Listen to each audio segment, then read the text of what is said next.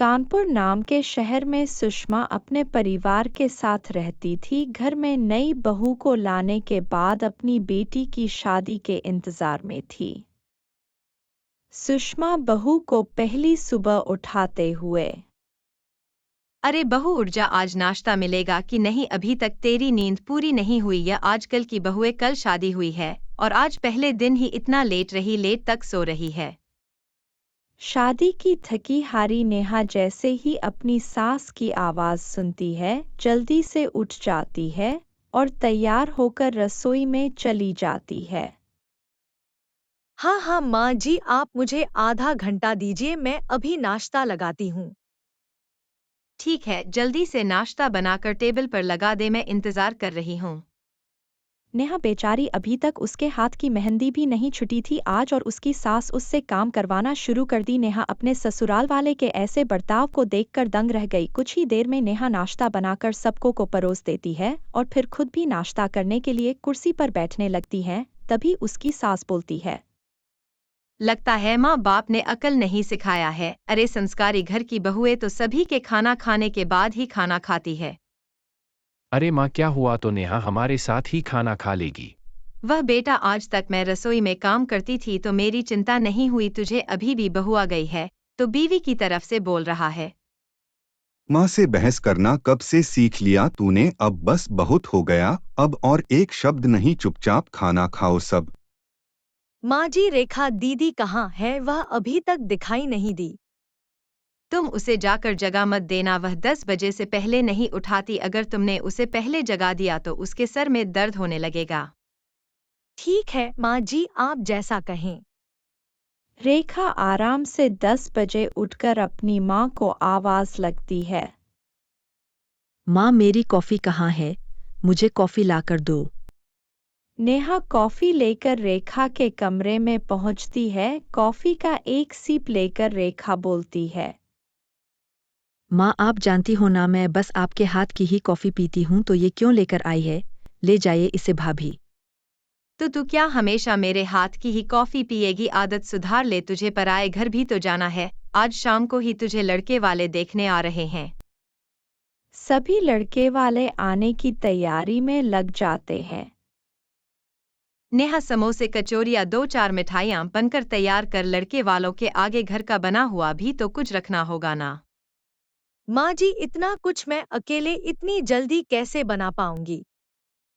सुषमा यह सुनकर वहां से अपने कमरे में चली जाती है और अपने दोस्त को फोन लगा करके बोलती है, क्या बताओ रीमा, ये आजकल की बहुएं, एक भी काम तो इनसे ढंग से होता नहीं और काम बता दो तो मुंह बनाने लग जाती है। अरे हम भी तो कभी बहुएं बनी थी, अपनी सास को एक भी काम नहीं करने दिया करते थे हम लोग।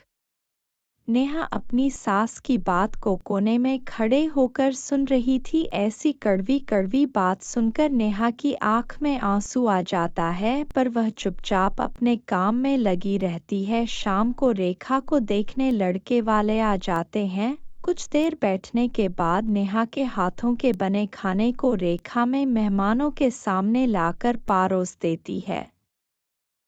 खाइए खाइए, ये सब मेरी बेटी ने ही बनाया है। कल से ही मेरी बेटी खाना बनाने में जुटी हुई थी।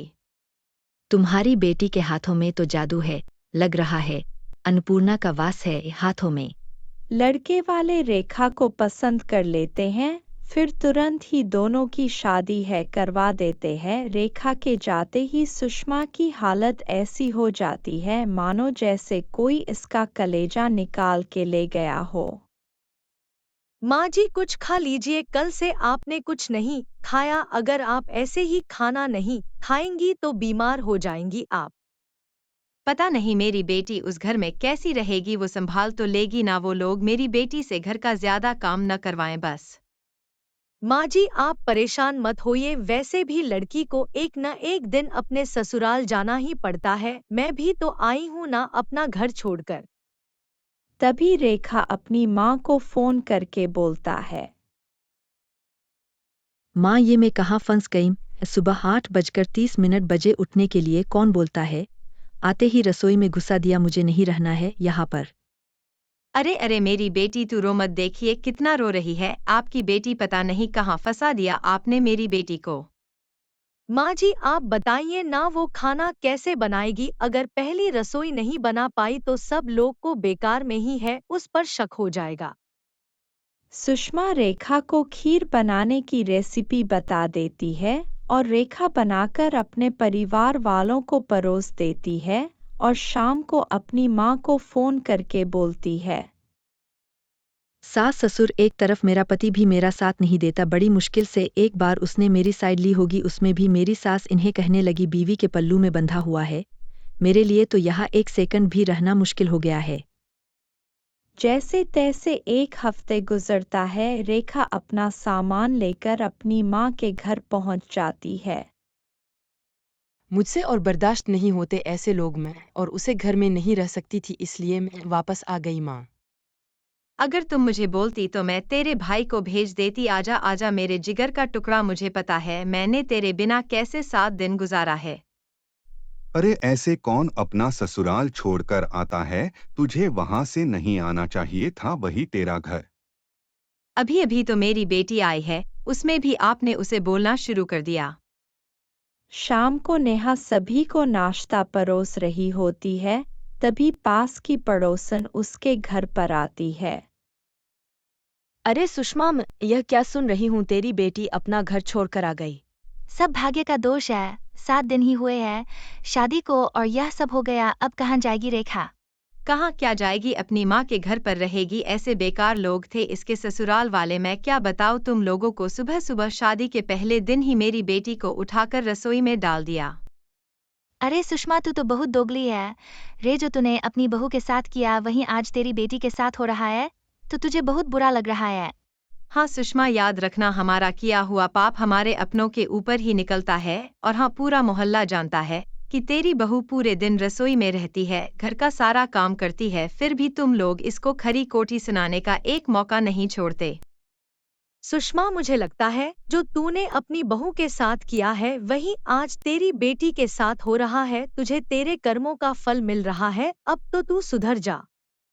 नहीं नहीं आंटी जी, ऐसा कुछ भी नहीं है, मेरी सास और मेरे ससुराल वाले सब बहुत अच्छे हैं। देख ले सुषमा, तेरी बहू अभी भी तेरा ही पक्ष ले रही है। खैर हमें क्या, हम तो चलते हैं।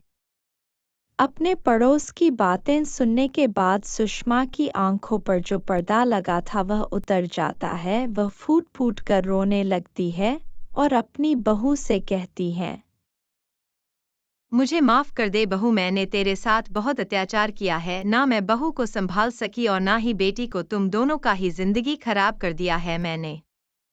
नहीं माँ जी, आप माफी मत मांगे, आपको अपनी गलती का एहसास हो गया है, यही मेरे लिए बहुत है। सुषमा को अपनी गलती का एहसास हो जाता है। फिर वह उस दिन के बाद अपनी बहू को कभी परेशान नहीं करती और खुशी खुशी अपने परिवार के साथ जीवन व्यतीत करने लगती है।